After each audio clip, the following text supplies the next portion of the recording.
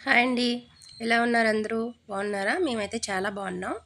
మేము ఈ మధ్యన హైదరాబాద్ నుంచి ఆంధ్ర వెళ్ళాం. తెల్లవారుజామున బయలుదేరి వెళ్ళాం. 6:30 అయిన తర్వాత ఒక 10 నిమిషాలు బ్రేక్ తీసుకుందామని ఒక చోట అమ్మవారి టెంపుల్ కనిపించింది. ఒక చిన్న టెంపుల్. అక్కడ ఆగుదామని ఆగాం. పక్కనే ఒక చెరువు ఉందన్నమాట. అసలు ఈ చెరువు దగ్గర వ్యూ చాలా బాగుంది. ఎండిపోయిన చెట్లే కానీ అవి చాలా అందంగా ఉన్నాయన్నమాట. ఆల్రెడీ చెట్లు అన్నీ కూడా డబల్ డబల్ కనిపిస్తున్నాయి ఆ నీళ్ళల్లో వాటి నీడ పడి.